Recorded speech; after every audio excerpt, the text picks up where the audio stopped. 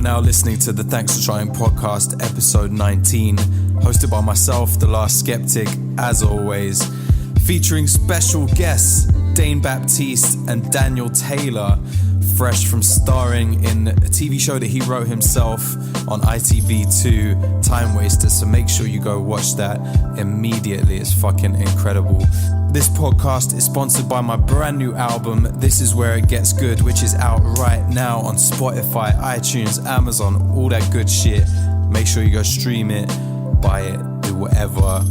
Apologies in advance, the sound quality of this episode isn't fucking incredible. It's because my boy Seb, who usually records it for me, you know the one with the laugh, he wasn't around for the recording of this, so I did it all myself in some kind of mad haphazard way. So stick with it, it's still fucking amazing. Enjoy the show. Also, it's important to note that Daniel Taylor was part of a comedy duo called Ginger and Black with him and Eri, and that is who we mentioned later on, because we forgot to talk about the actual name of his comedy duo in the podcast because we were just having too much fun. So there you go. That's the background. Enjoy. You're now listening to the Thanks for Trying podcast, episode 19. Damn. Featuring my very special guests, Dane and Daniel. What are you saying? Yeah. Usually I have an audience, but now I wasn't going to do the one hand clap thing. I didn't want to clap for myself. That's bad. You can clap for the group. Yeah. More life, everybody. More life. Alright, and so how you guys?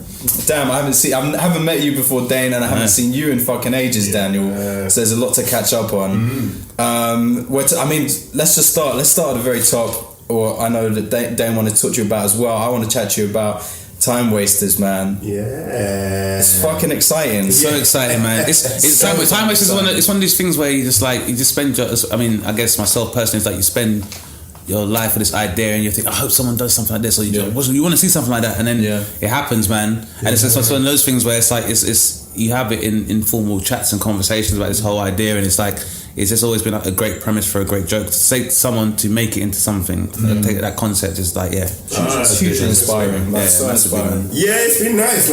Weirdly enough, speaking to so many people about it, they've all said a similar thing. I think that's where the idea kind of came from, just a silly idea, and I never ever thought that I'd be able to make it. Do you know what I mean? Yeah. Ridiculous. Yeah. In the end, I did it. You did, man. You did. It's done, man. It's massively inspiring, and man, nice cast as well, man. Yeah, really good cast. And it's really good. Everyone in it. I think that's what I'm most proud of. When people talk about the show, they talk about the cast and how well we get on together, and it's a nice group, and it's good, and everyone's so good. Everyone brought their A game as well. Yeah, that made me a little bit scared as well. How long did it take to film?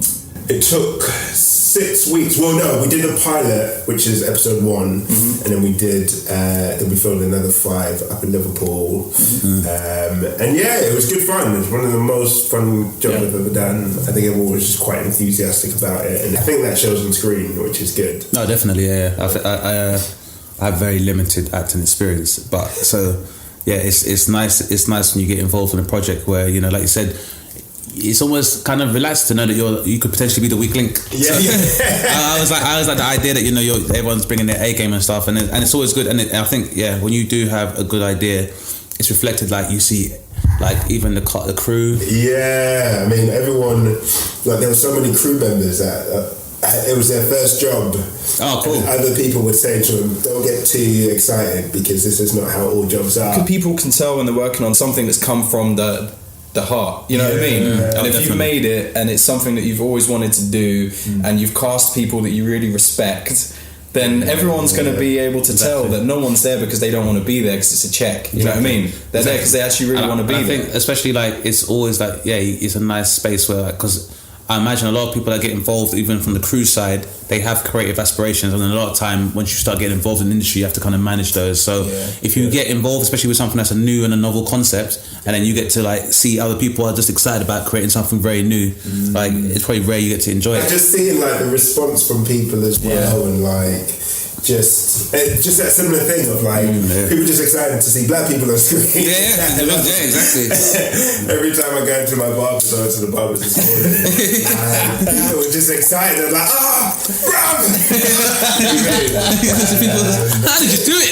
Yeah, genuinely. How did you do a show about 4 black people and it's not about guns and drug deals and stuff like that? How did you do this show that is sci-fi? Do you know what I mean? Yeah. And like it kind of blows people's minds because they just had no idea that black people could time travel. Do you know what I mean? And it's hilarious when we do time travel. You know what I mean? And we also do all the other shit that white people do. On the flip side of it, was a really clever idea too, because it's a complete indictment of our times that you got a bunch of young people who don't want to actually be in our time. Actually, there's a better option. I'm not panicking about going back because it's shit there. So on the flip side of it, actually, that's not a bad shout. It's not a bad shout at all. It's a good point, man. It's definitely that seems to be the zeitgeist of today, is that everyone's trying to go backwards, man. If you look at like the States and making America great again as opposed to making it greater. So it's very, so it seems. Definitely there's definitely a need for nostalgia. I had a question from Doc, who he wanted to ask, because the original name of the show was Black to the Future. It's a good name. No, Daniel, back that. I tell you, we went through every single name. Every single name. And like I sent out like WhatsApp messages to my friends, to the email saying, please, can someone find a name? Any honourable mention? Any other honourable mention names? They were all like Back to Black. Blackwood. Blackwood is good as well. Blackwood was around for a little bit. And then it went, like, honestly, we went through loads of them. And then it was my producer that came up with Timewasters. And I hated it because I think I couldn't let go of Back to the Future. I couldn't. But eventually, like, everyone was saying how much they liked the new titles. I was like, you know what? That's wrong. But now when I think about it, Timewasters, I think it's a good title. I think it's in the vein of Ghostbusters. It translates a lot better. It's like I'm thinking merchandise. I'm thinking I'm thinking fully articulated action figures. That is the next stage. Well, it's so funny. Like when you, I don't do it anymore. I only did it for the first episode, but like I went to Twitter just to see what the general reaction was. And when you hashtag Timewasters, you realize how many people use Timewasters, but not about my show. I'm sick and tired of dealing with these Timewasters. It's been good. Like it's the the response from it is that people have kind of enjoyed the journey as well, and like how you have characters that kind of come and go, and like just the journey of each character, and it's like a full, complete set and series. But then obviously potential to go further. Yeah, exactly. I made sure of that. Of course. Exactly. I'm gonna write some more. Yeah, exactly. I think you've blagged a majority black cast period drama. And there were so many comments from people, like the trolls were just like, to talk about diversity, where's all the white people in it? And the hilarious thing is that even the show is about 4 black leads, everyone else in the world in that world is white. Yeah, of course. Everyone else. It's so ridiculous. I saw some of the trolls because I was just about to reply to people and I was like, no, I'm not going to do it. However, not all cast members did. No. Like Samson, who plays Horace, he was like, your mum. It's ridiculous that people think that that's an actual line of criticism as well. Like, especially when it's the flip side, when you've got a show that people think is back in the day and there's a black cast member or an Asian cast member like, what are you talking about? This isn't realistic. Indians in the Second World War. I remember I was at the Mobos and I remember a guy being like, oh, the Mobos? Well, if there was a award show of music of white origin, what would people say then? And at first I was like, about to get into it, I thought, no, I would love to see that. I want to see that. I want to see the musical white origin awards. I want to see and now the awards for breakthrough Morris dancer. So speaking of which, because obviously Dane, like you interact with a lot of people on Twitter as well, especially a lot of these dickheads that are trolls, and I see it in it. It makes me both laugh at their idiocy and also feel for you because you do interact with them. And what's your... A lot of people think it's very masochistic, but I practice a system of self-defense which I call troll judo. Troll judo.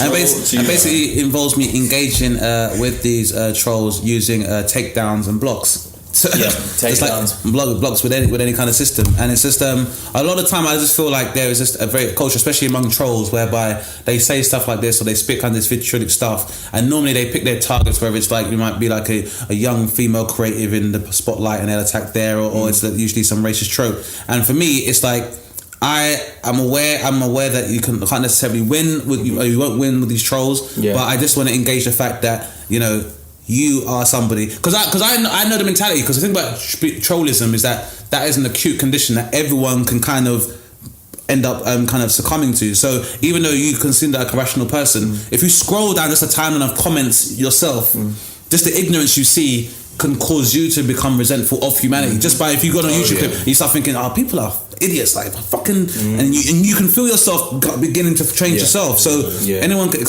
can be guilty of trollism. So I just feel like I just like to engage these people because it's good practice, because for them doing that, then if I'm doing it live and I'm dealing with hecklers, when the heckles were there live and I can see them and they don't have the veil of anonymity, they won't say the stuff that they can say online. So I know that's basically where this supposed courage comes from. So I like to engage it, because for me it's just like, I don't know, man, I just like the psychological side of it, of kind of push buttons and just draw them out, because I feel like in the same way that we've, especially over the last couple of years, we've lamented the whole thing about echo chambers and people kind of having their own bubbles. I like to engage this other side, and I just like to challenge that to the point where, like, I know who you really are, and I just want to kind of bring that out of them. So I like to bait them in that, because it won't take that long. Usually within 3 or 4 5 tweets, they reveal who they are anyway. And for me, I like to just demonstrate that. So for me, it's just, I don't know, it's sport for me. Troll judo.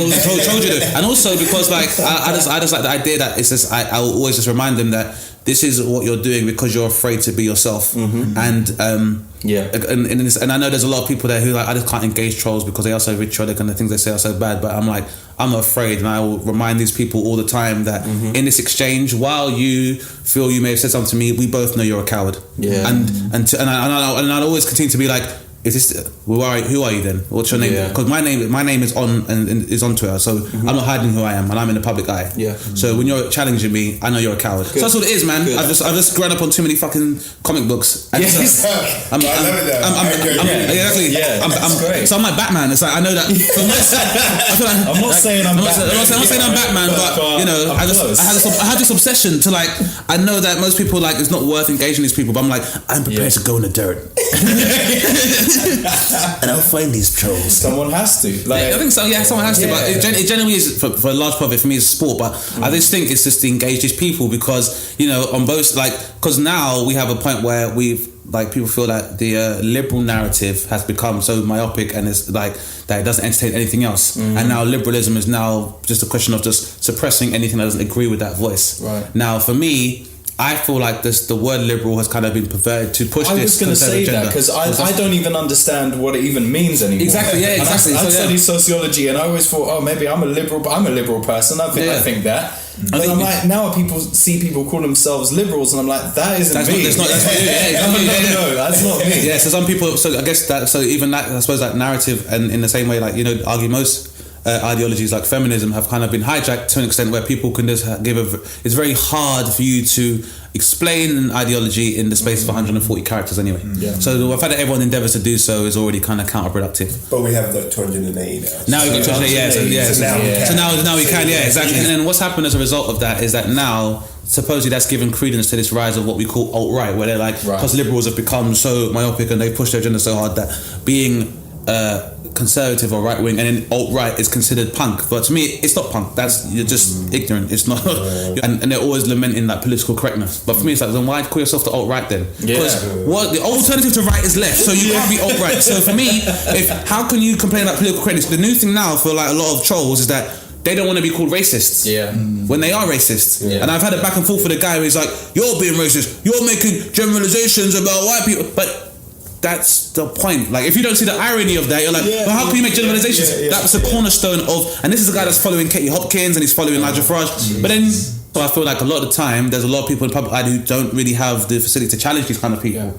But obviously my line of work is kind of based on me having discourse, and it's a kind of discursive medium that I work in, so I'm prepared to challenge these people anyway. And I guess, you know, I'm vocal because it's my job, and so, but I want to prove that I can challenge these people, like, because I just consider it to be heckles.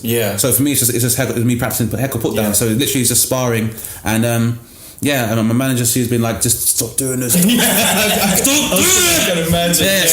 But I feel like, you know, that's just a part of the artistry, man. Is that I understand, like, I don't just say this stuff on stage to, like, you know, curry favor with my audience. Like, I believe in what I'm saying. Is that why they tell you not to do it? Well, I think they just tell me to do it because they just think, because if like potential like stakeholders, like producers and stuff, look through my timeline, they see me having back and forths with like racists and stuff, they'll just be like put off and stuff like that. So I do get when they say that, and at some point I will mute and I have to block people at some point, but fuck that turn the other cheek, man. I'll fuck you, man. That's my position, man, because I just look at it like this, like people a lot of the time we tend to conflate our evolution with technological advance, and it's not the same.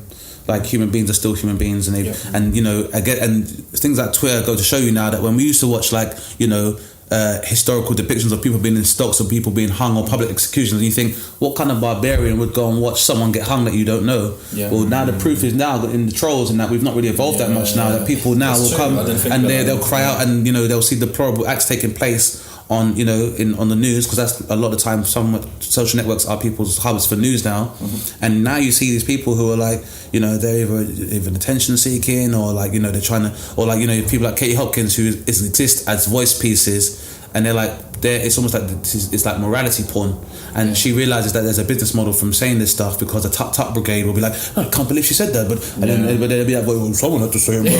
But and for me, and so as far as political correctness gone mad. Political correctness gone mad. But why? But I don't. But then for me, what does that even fucking mean? It means nothing. It doesn't mean anything. It's nonsense. When a lot of the time, and people that say that or talk about political, what they mean is that I want to be able to act without consequence. That is not how the world works, as far as I'm concerned. And this is the thing that people are like, well, you can't say something. No, you can't say something, because if you said something to someone like that, and we were talking in real life, and I punched in your face, you're going to call the police before me. And you're going to remember that you are like a little bitch at a desk, and then you're going to call the police.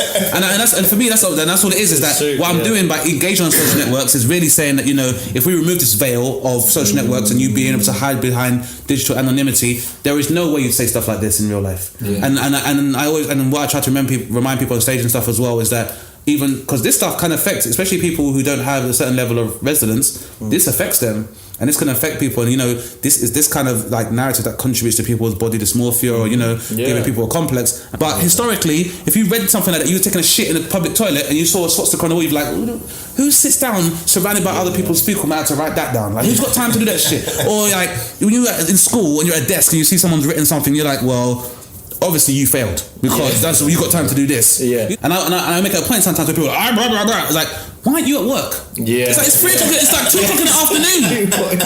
What are you doing? Filled with hatred. That's what you're doing. It's filled with hatred. So that's what I mean. I like to get it out, because it's just that we just live in a time where, because social media is so prevalent, we give it a lot of credence. Social networking has not been around for that long for us to work out how it affects human psychology. But it's just a lot of the time these people, like, people take advantage of this stuff, and a lot of people, they become very you know, they get a lot of, they take on this new persona, and for me it's always like, but who are you really? And do you, Danny, do you ever interact? Because I know you were saying some of your castmates do sometimes respond, but like, do you ever like feel baited out? No, I mean, the thing I love about your tweets is that they're perfect, they're spot on. But no, I tend not to. I avoid it. I'm just a civilian. I think it's a good idea sometimes to avoid it, because, you know, especially because, again, like, even me, I have to kind of rationalize my behavior sometimes. I think, like, I've never been like sitting down like in a pub and be like, I can't believe Nazi 75 said that shit to me. It's not going to come back. But at the same time, I kind of been thinking about it, like, you know, celebrities have always had like security detail, being these enormous guys. After a while, like, your celebrity detail is going to be like these nerds being like, especially online and stuff. And I always think that, like, in my perfect world, if I did have like my online security, then it'd be like, I would always just, if someone engages me, I'll just find their IP address. Oh man, I mean, do you Danny, do you ever feel like you have to speak a certain way online, or is there any pressures that you find like in order to not perform, but in order to not upset people, especially the business side of things? I just use it as entertainment and just a bit of fun and stuff like that. Yeah. Now I just enjoy reading. Like I enjoy reading things. Like that's my excitement. Since the show, have you been getting hit up by different kinds of people about doing, either writing or acting, or even doing the panel shows, or whatever it is? Yeah, there's been quite a few, like different bits and bobs, but because it was such a quick turnaround, so I'm already talking, even though it's not being recommissioned, I'm already talking about doing series 2. Like my production company is quite confident about it, so I've already kind of been put to work. It might be pointless. I might end up with all these scripts and like nowhere to film it. It'll just be me and my iPhone and YouTube. But like I'm just kind of waiting to hear if something happens. So I've kind of stepped out there. I worked on a few other shows between. Once I finished editing and we put it on screen, I worked on a few other shows just as a writer for a couple of Netflix shows, and then and now casually drop it in. Just chuck those in. Fine. Throw away Netflix. Might not heard of it. and then now I'm back into it. So, but I'm hoping like once I've done this and then. Once I've done series 2, if I get series 2, I'm hoping to kind of get back into acting, because I miss that. I miss like just turning up and doing someone else's lines. Right. And do you miss stand up? Yes and no. I kind of. So I still see Eri. So we still do our musical double act thing, but we've not done it for 3 years now. Wow. And we just wanted to branch out and do different things. Yeah. So we wanted to do a bit more acting, a bit more writing, and also not only that as well, but I think when you do stand up, you can't do it half-heartedly. I think you feel like you have to, because you get a bit stagnant. Because I don't know about you, Dane, but like the next goal is to like go to different places and then to do bigger audiences. Yeah, no, completely. Yeah, that's kind of the stage I'm at now. I guess it's the first thing is that you're proving you're funny, and then I've been able to do that for a long time, and then it's being able to present a comedic slant on a topic, and then and like I said, then it's just how can I make this voice translate globally? That's your endeavour to do. So and we were in that halfway stage, because we were like spreading ourselves really thin doing other things, and we just kind of realised that the stand up we kind of put a few blocks back. But yeah, maybe one day stand up might come back. And acting, like, obviously you've got people on set laughing whilst you're doing the scene and stuff. Yeah. But it's very starty-stoppy, and they're also on side from the very get-go, you know what I mean? Yeah, I like going into a room. You got to prove yourself. And so when you do that, it just makes you feel good inside, because you're like, wow, I've gone away, I've written this, I've made you laugh, I've entertained you with what's come out of my head. It's different from having your, like long trailer. Timewasters. What was the catering like then? That was actually your point. I can't remember the company, and I feel bad for not remembering, because there was the loveliest guys as well. But that food was that good. Was good. Yeah, they took care of it. What kind of food? On the last day they made lamb shank. Because I asked Asim and Sipa Grinder as well about the People Just Do Nothing catering. I ask every person, like Ed Skrein when he's on, I say, what was the last film's catering? Like, I have to know, because the only reason I ever visit my friends on set is for the catering. Of course. There's no other reason. Like, sure, it's cool, sure, it's great, I get to meet some nice people, but the only reason I'm there, like sometimes I only just show up at lunchtime. Because you have to. Why on earth would you want to be there for any of the filming day? Because there's just no point. Filming it's actually quite boring. I've learned that from doing a pilot is that basically an actor's life is just sitting around waiting to eat and then waiting to do lines. And then when it comes time to doing lines, like even when you're on set, most of it is not actually you doing lines. It's people setting up cameras and setting up lights and making sure your hair's good and your clothes are good and whatnot. And then they'll go action, and then you act for about 10-15 seconds. Then you stop again, and then you wait for another 45 minutes, and then you do it again. Like, it's the most bitty thing. But how is that? Like, I always think it must be so difficult to get in the vibe, like to get in the zone. Like, I always think when I see people crying or like having to be really emotional, but how can they do? It's a great skill, because how can you do that on demand and then go, cool, some water, makeup, cool, and then, but you take that skill though. Like I remember seeing an outtake from Breaking Bad, and it was just a bit. Spoiler alert! Just a bit as Jesse's girlfriend dies. She OD'd. Yeah. So she OD'd. That's Kristen Ritter's character. She was in it for like too short. She was amazing. She was brilliant. Yeah. What's that actor's name again? Bryan Cranston's character. Comes in and then starts talking to Aaron Paul and like talking to him, and he's like crying as he's talking to him.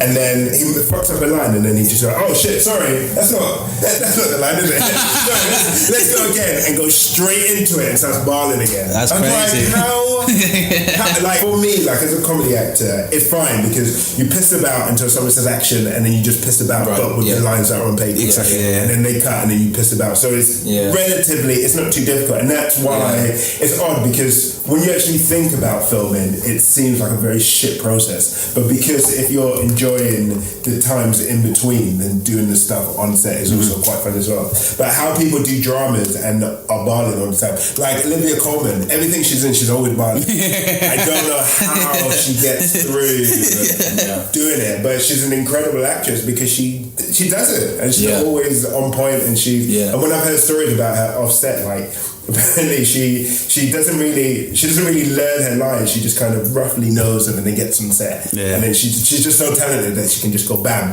And then here comes the tears, here comes the lines, cut, cool, she's laughing, joking, I've got some more. I guess, and that's why I guess they get a lot of credit for like when especially when comedic actors make the transition into more dramatic roles. So obviously Bryan Cranston was doing Malcolm in the Middle for so many years and did it so well. The classics. Yeah, exactly. Shakespearean. Malcolm in the Middle. That was a sick show. Yeah, it was a great show. Yeah, but for him to go from that to like to Walter White. It's just I love those funny theories that talk about how Malcolm in the Middle is just based after Breaking Bad, and so he survives the break, and he has to go into witness protection. And he comes to the family. Like, sick, so good. It's so good, man. But how did you find it on Sunny D? I think I found it similar because it was my first. Hilarious. It was my first foray into acting and stuff, man. But it was like, I just had the benefit of having some great people that were because with like my sisters played Bemi Ikamela and David Ajayo they did a different role Shakespeare Company, so they're theatrically trained, but I had like some limited TV experience. But they kind of slot into it very easily. And Sasha as well, like Sasha she'd done dramatic acting more than comedy, so for her she was making the transition in the opposite way. But and then having Don Warrington, so having like a powerhouse as well. And so like so far as a foundation for competence, it was quite easy to like just do my lines, and because they're comedic and I'm just playing a heightened version of self, the task wasn't that hard for me to do it. But then it was just those guys kind of brought out more in me and stuff as well, so I just was able to be a lot more expressive. But obviously it was a new project and had quite limited budget being done by the BBC, but just speaking with the crew and stuff, it was just like I said, people who had a lot of creative talent, and I just basically made a point of principle to be like, if you've got an idea and you can make it happen with the resources we have, then I'm more than prepared to entertain that. I wasn't too precious about script. Especially with someone like Kathleen Ryan, who has arguably has more comedy experience both on stage than I have and TV experience. So a lot of time those parts I was like, just riff, and she just said there's parts like when I'm playing football and she's saying all this stuff and that's all her, and for me, so I just look over. So when I say the makeup girls all pissing themselves, and that's staying in because I know it's organic and I know it works. So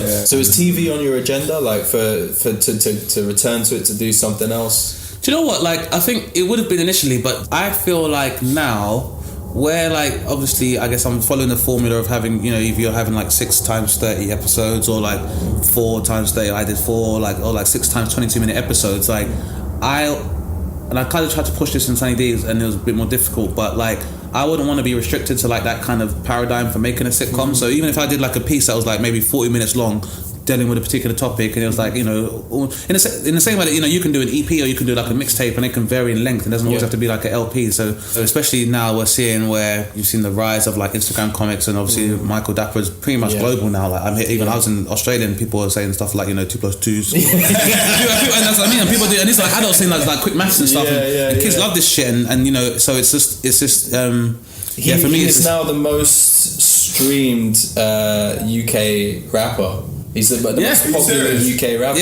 Wow. I can't be mad. Like, there's no one who I've spoken to within the scene who is mad at that. Everyone's just really happy. Like, exactly. He seems like a safe dude. He seems like he's making jokes, but I always think it's a great signifier of a healthy scene once you start getting parody records. Of course, exactly. Your scene is not big enough if there's not people taking the piss out of it. Exactly. And also, like, you know, the send up kind of works artistically, because it means if you're lending to that kind of archetype, then maybe you need to look at your acts and stuff. Because you know, I mean, I'm sure you know more than anybody else. Like, for a lot of like road rap or trap rap or drill rap, like, a lot of the time it becomes indistinguishable. It's the same. A lot of it's the same. Even with like Afrobeats has been able to make that transition to mainstream, but now like you get a lot of Afrobeat artists, or even though you necessarily call it is Afrobeat, but it's, for me, it almost sounds like it's like UK rap, but it's like with auto tune, and it's like, you know, there's like, I like someone like Jay Haas, but then I see like and then you got like Kojo Funds and then Notes and stuff, and then you see loads and loads of clones and stuff. So it's sometimes that kind of thing, that scrutiny is good. Like you said, it's big enough that you're being parodied. It's a good sign. And you know, I kind of make stuff. I like to think I'd make something that, even if it doesn't necessarily have, you know, an ubiquitous appeal now, like I feel as people move on, in the same way that when I first watched The Simpsons when I was a kid, I loved the fact that it was just an animated adult cartoon. Now, as I've gotten older, the reference, because I've taken in other art and other popular culture, I go back to The Simpsons and I see the reference. The shit that I didn't understand then, and there's references to like really. I listened to a podcast called, what is it, Stuff You Should Know or something like that, like and it's. They did 2 episodes on The Simpsons. They started like fully going deep into like facts about it, and they were talking about some episodes that like direct pastiches and takes on like films from the 40s. Exactly, and they do it really well, and that's what I mean. Like, it's so smart. It's so smart. Like for me, I would say The Simpsons is probably, I feel, is probably one of the best studies of Americana that exist. And the reason why, and there was a point when obviously The Simpsons kind of had a dip, and it's because it got to a point where, like I said, after so many pastiches and so many homages, like, it got to the point where The Simpsons is now one of the longest running TV shows in history. So you run out of source material, so they've had to come up with original content, because really, more than anything, now people are kind of trying to follow them. But it's so far as like the archetypes in The Simpsons and how relevant it is to Americana, I think it's just amazing. And it's been massively influential to me, and I heard that kind of reflected in Sunny D. But what's your favourite episode of The Simpsons? Oh, that's a good one. I probably, if I'd say off the top of my head, because there's probably more than one, but some of my favourite ones is like when Homer becomes a boxer. That's so funny. Itchy and Scratchy Land. That's a good one as well. And a lot of people like Marge Against the Monorail. That one. That's really classic. My favourite is the one where he does. Where does he do peyote, and there's a talking dog. Oh, the dog, that's a good one as well. And the best thing about that still cracks me up to this day. I must have first watched it when I was like 12 or something. And still, like, this many years later, was when he comes out. He has the talking dog following him around and like giving him advice on stuff. And he comes back to reality, and he's trying to fix stuff with Marge, and he's going like, you know, please help me, give me the advice again, like tell me something, and he asks it a question. And a dog thought bubble comes up, and he goes, Homer, I am only a memory, I cannot provide any new information. That is a perfect time to take the piss break, and then we'll come back for the second half with our health shot. Done.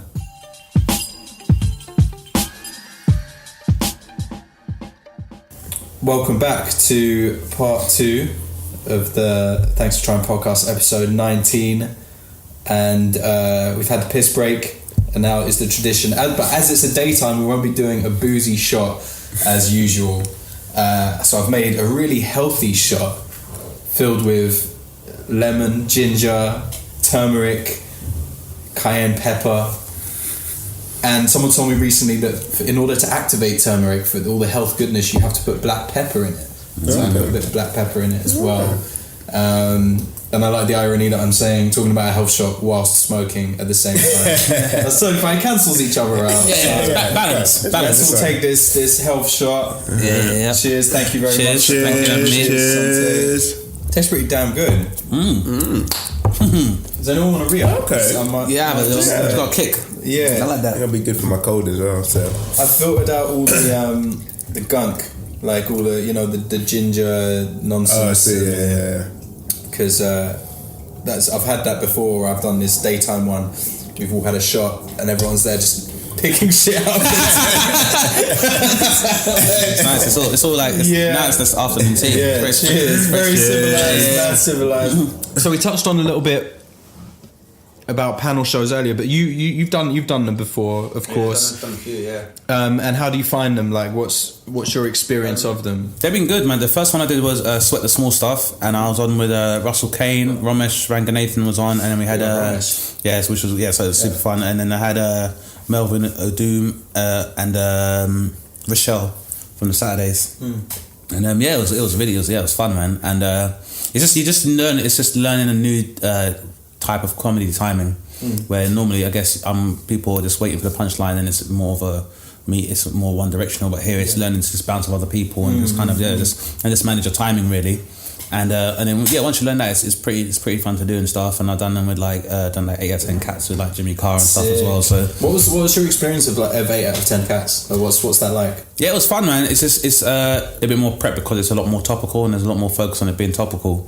So it's not always as easy where you can maybe cite previous material or relevant material for stuff. So you have to kind of you have to be ready with definitely a bit ready, with a few with more quips, and have your bars, have to go there with a war chest and stuff as well. But every now and again, someone might say something and it might stumble onto some stuff you might have before, and it's really good for you to get into and riff on it. But in my experience, like I've had the advantage in a lot of the stuff I've done. I've worked with like other comedy acts and stuff as well, and they've always provided an environment for you to like leave it open for you to get a bit out there and get it across and stuff as well. And I think that's probably the hardest part most people find with panel shows is like it's find that right time to slot in your material or be able to bounce. And so it's a lot of people are prepared to help you with the timing and stuff. So I think most recently I did it was Cats again. I did it, and Rob Beckett and Ashley B were the captains and stuff as well. And because they're amazing, and because they're so so supportive, it makes it such like a real nice environment. So for the most part they've been cool. The hardest one I think when I did Mock the Week, it was in the week after the Orlando shootings. Oh, shit. So it's a hard week to mock. So it's basically just finding other topics to kind of move around that. And then what happened was after we recorded it, then unfortunately like Joe Cox was killed.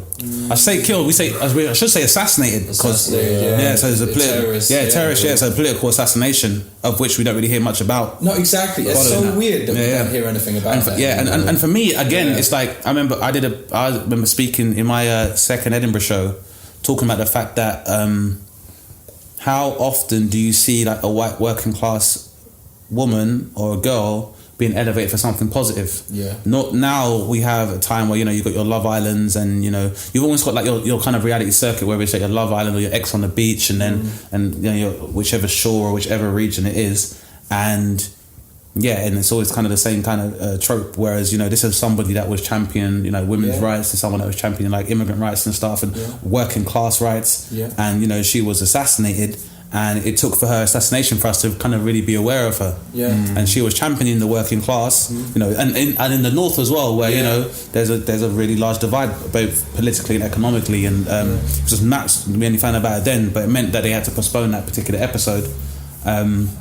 So that kind of makes it difficult where it's always the too soon issue when we're dealing with like with news and like topical. And it is difficult. I mean, I read an article yesterday from my friend Hannah Flint. She's an amazing journalist. She wrote an article on Yahoo about how the Oscars this year is going to be very difficult. It's going to be really difficult to do. It's going to be super awkward. As well. But I'm intrigued to see how it's going to pan out, and to see what with Weinstein and everything, how, and with all of the people who, I'll be careful with my words, who've had allegations and against them, are they going to show up? That's a good point, man.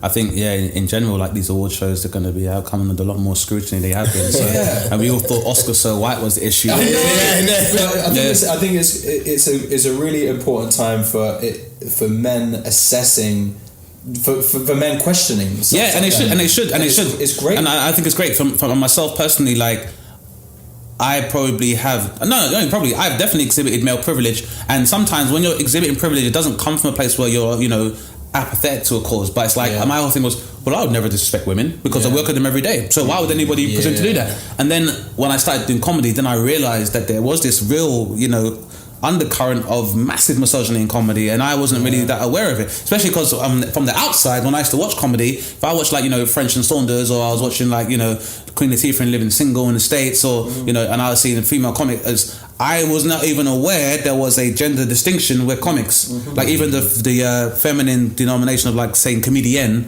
I wasn't even aware that people did that. Because when I grew up and I watched Channel 4, Roseanne Barr was one of the biggest shows on there. Ellen DeGeneres had a show, Brett Butler had a show, Margaret Cho had a show, and then Nickelodeon, Sister was a sitcom I watched, Moesha was a sitcom I watched, Alex Mack, so it was amazing, exactly. So for me, seeing comedy shows or seeing a female protagonist, or even the fact that you had Fresh Prince of Bel-Air, Aunt Vivian had a pivotal role a lot of the time and stuff, so it never occurred to me that this kind of misogyny existed. So now that I'm doing comedy, I get to hear a live account from the female experience, and even now I hear guys now on stage say, "Oh, I'm a feminist," and I feel like that's something I stay away from, because whoever you say you are or however you postulate, especially in comedy, that will permeate in your material anyway, and the more you're performing, the more people build in the context for who you are anyway. So you don't necessarily have to make these declarations. And then also at the same time, one of the reasons I try not to be I'm a feminist, because I guess in a way, feminism comes under the umbrella term for humanism, as it should, because obviously women are the highest population of human beings on the planet.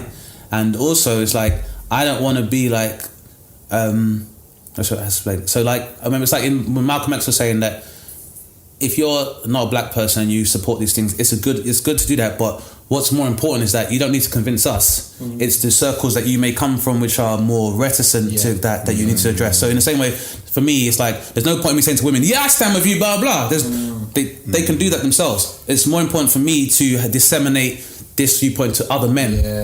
So that's why it's more about me kind of pointing stuff which I think is maybe subversively feminist, as opposed to having to be I'm a feminist because blah blah. It's discussing it in a way, and sometimes I see people switch off, and so those are people I have to engage a lot more. So it's like I said, it's a good time for men to fucking pay attention now, especially and really it's the age of Aquarius as well. That's the thing. I watch Zeitgeist and shit. So we're now moving into this new phase, I guess astrologically, where the feminine is supposed to be a lot more prevalent. So really, especially the feminine part of the hemisphere is where we get creativity from as artists. So I'm entertaining that a lot more. And like I said, this is now a time to learn. And really, there's a lot of people that are it's a loss of masculinity. That's down to you. If you feel that's down to if you feel that your masculinity suffers because women are realizing the voice, then that's maybe you're not that masculine. Maybe you've just been a conformist, or you've been in maybe enjoying this heterosexual male or cisgender privilege. And really, you should take them more of the time to learn as well. And I just want to again, it's what we were saying earlier, but about these people talking about what about white people? It's those same people that then go, what about men? What about men? Why is there all this stuff for women? Do you know what I mean? It's the same thing. I don't understand. when you were doing stand up with Ari, as the duo, did you find any differences in the way that she was being treated as a comedian as opposed to you? Yeah, definitely. And what's odd as well, Ari did say, it definitely made it in some ways easier by having a male comedian with her, because she did some stand up by herself as well. But also as well is that some of the things that would be encountered where she would she'd highlight the fact that people would always just assume that I wrote the material and I'd do the gigs and the money and everything was always direct. It's so crazy. I know. Which is odd, because as a black male, if I was working with a white male, then they wouldn't be directed to him. Do you know what I mean? But Ari used to go through all of these things all the time, and it was annoying. And it's a similar thing. I never ever growing up, I never ever made, because I watched Sister Emotion, all of those things. And like and all the women in my family were just like they were at the top. You know what I mean? Exactly. Yeah, it's essentially like a matriarchal culture. Really, definitely. Because that's what I always say. Because I start off doing if I'm doing like the black or urban circuit, you go and tell one of those black female comedians we've got a quota and you can't. You get slapped in the face. Someone will slap you in the face. You feel lucky you get slapped in the face. So it was just weird to see that, like moving from that transition to mainstream, and yeah, man, it's kind of been disheartening, like when you hear all these stories and stuff, and you think, oh, how oblivious was I to this stuff, man, and like you know, and it's like sitting down and going for them. So you know, Nat, she like some of the stories that she was telling us. So obviously all this kind of Weinstein stuff came out, and then she's not like similar to so people know. So she was like talking about like all the. So when the Weinstein came out, she was talking about like there was like a group who kind of started to out some of the male comedians in which were doing exactly what Weinstein was doing, and all the loads of male promoters and stuff like that. And some of the stories that she was telling me blew my mind. It just absolutely blew my mind. And the reason it blew my mind is because I'd never been in those situations. Situations where she'd be somewhere and like they'd all be given like hotel rooms, and the men would be given hotel rooms, and then the promoter was like, no, just stay in my house. And they'd be like, I don't want to stay in your house. Talking to other male comedians and going, do you mind if I take your room?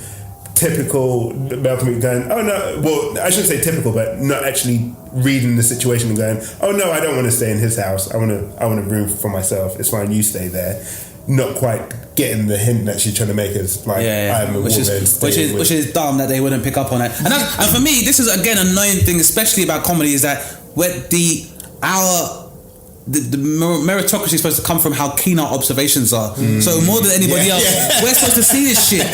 So how are observational comedians missing this shit? Of all people, we should see this more than everybody else. But yeah, it is. You know, when the whole thing came out, it didn't surprise me in the slightest. Like, you know, there's a lot of American actors that I'd heard stories about that had come out. You know, the Kevin Spacey thing. You know.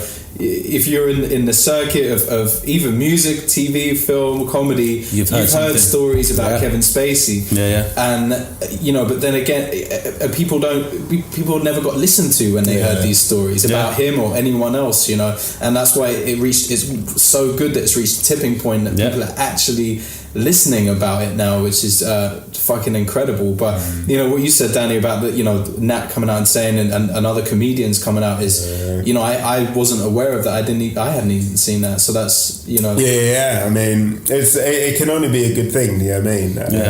It can only be a good thing. And it was just, and also it was like a wake up call for me as well, because there's so much stuff that I saw some of it because it would happen to Eri, so I'd see some of it. But some of it that happened to Eri, I didn't see, or like not necessarily I always understood, because sometimes I would do that typical male thing in my head. I'd never ever say it. In my head I'd be like, oh, is it because she's a woman? And the only reason I would never say it is because that's what people do to me when I say about black. Like I'll say, this person is treating me differently because I'm black. And people are like, and like it's this weird thing that you do yourself. You start to question people or doubt people if it's not overt, unless someone's going, you're black, you're a woman, like you tend to question it and so on and so forth. But I think because people make you feel like it's paranoia. I think that's and also the thing that grates me the most is when people say you're playing the race card. That like who the fuck are you? I see people say that to whoever on online or whatever, and like it makes me feel sick, man. I've got. What is the race card? It was a race card. That's the thing. I did my show this year. I addressed it where it's very like it's interesting, like that turn of phrase of like race card and this idea that like it's like Magic the Gathering where you can like trump each other, and it's like, you know, Dane opens with African American male and Daniel counters with with Somalian, and then Dane counters with Southern Sudanese woman, Romani Gypsy. It's like Pokemon. So it's so funny like that. I think that'd be a good idea for like a sketch, man. It's but that's the thing, is that, you know, again, that's another example. That's the kind of thing that is the stuff when I will get trolls for that, like, because the race card is, because that happens enough. then the disaffected people start thinking, well, maybe there is a race card and blah blah. Not the question of, well, like, what system has been in place historically that would necessitate a race card. You know, especially when carte blanche means do whatever you want, and that means white card. So I didn't know that. So it's a very interesting turn of phrase to say that. Like, talking about all these cards and all this kind of shit, man. You know, a lot of I didn't even know that. It means white card. Yeah. So wow. I mean, so you know, crazy. And there's a lot. And that's the thing. There's a lot of coding in this language when we talk about stuff like, you know, like things like race card, or even, you know, and there's even the old stuff like, you know, like black magic and all this kind of thing, and it all leads on to another thing where, like, I think a large part of when you're combating like these different facets of oppression is that it's how it's affected like the people, like, especially and I think for a lot of outspoken feminists, that is what they're up against, is that some women have been so kind of inculcated into this chauvinistic idea of what place women should have, is that if another woman talks against it, like, well, I want to have children, I want to be at home and cook. Doesn't mean you make you any less than a feminist. The idea is about the choices that your gender doesn't predispose what you're entitled to in this world, and that's about as rudimentary as a standard you can make it for people to understand, is that there's no wrong way of being a feminist, and, you know, and embracing your womanhood, but it just means that you're not subject to archetypes that are dictated to you by a patriarchy. And again, for me, that might not be, and for me, I'm well aware that is not necessarily the entire, you know, that's not the entirety of feminism, but that's a part of an understanding. But for me, it's like, you know, continuing to be open to learn more about it. And really, it's crazy. Like I said, it's like, how can you expect to reduce a narrative from the people that form the largest population of human beings on the planet? So exactly, and also from us, like, all I want to do is talk about it, and like you said, just educate and discuss with people, as you know, as I've always done. But at the same time, it's not my narrative. So who am I to speak for anyone that's not a white male? Like, I can't even speak. So all I have to do is just literally, you know, kind of open discussion and just and that's what it is. And that's the thing, is that, you know, it's been, again, another way of rebuttal has kind of been like, well, people are like, well, am I supposed to be ashamed to be white? No one's supposed to be ashamed of anything at all, because by that it's like, because really that is the larger conversation, is that why are we even deriving pride from something we had no control over?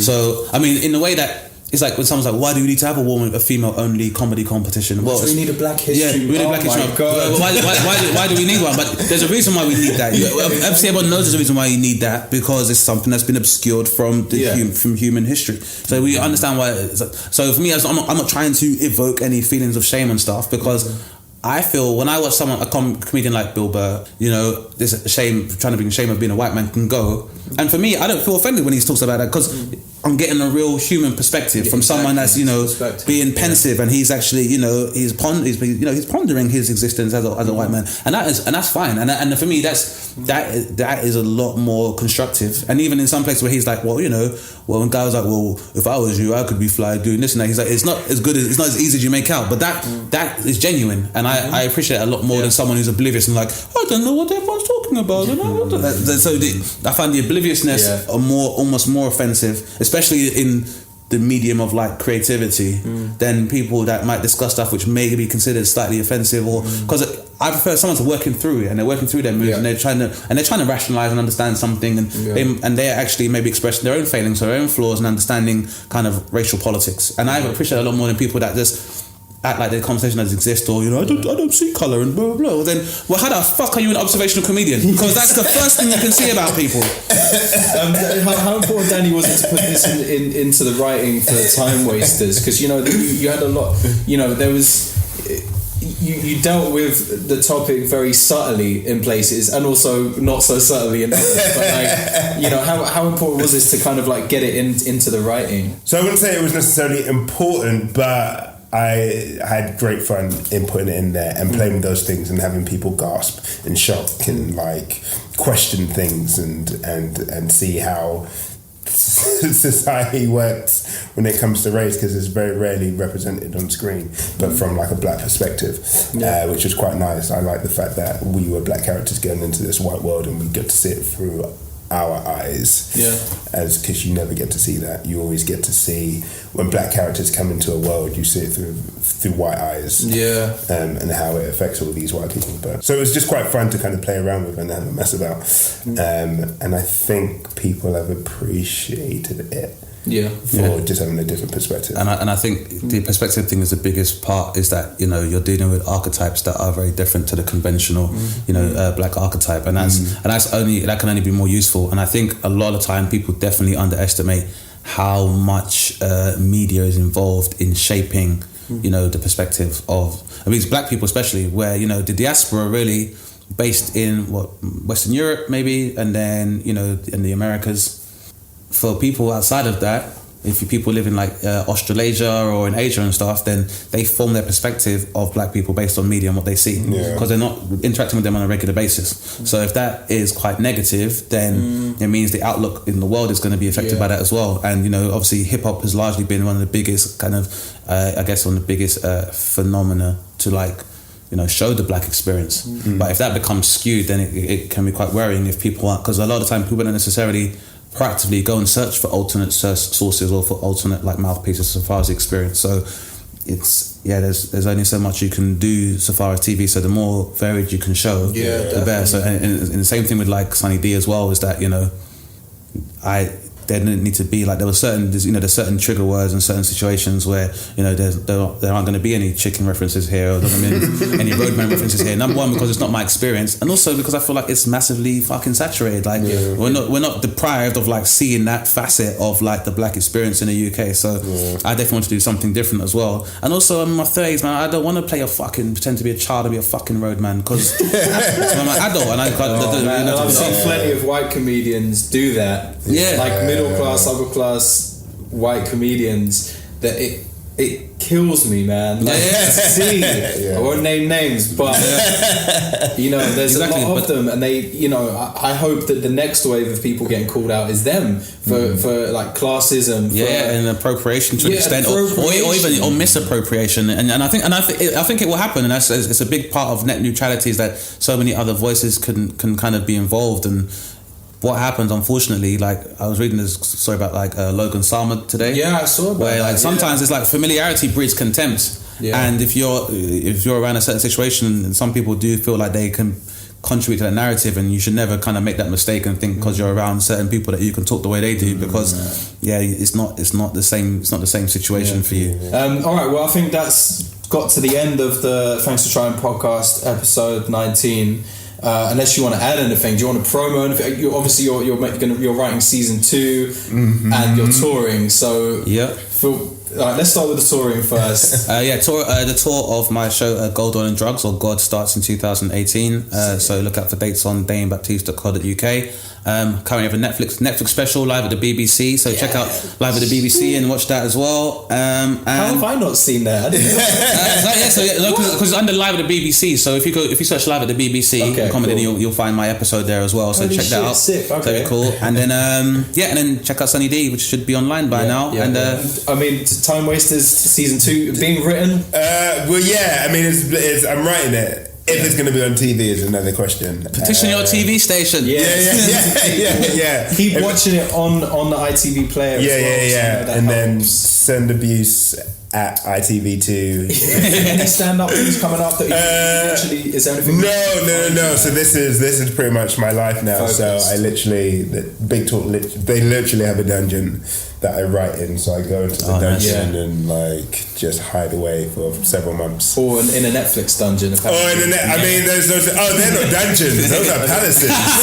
They got money. Nice. So hopefully what's the catering like at Netflix? So basically Netflix just gives money to a production company and then they treat us. They give good catering? Well, one of the writers' rooms was in the Groucho, so holy shit! I know.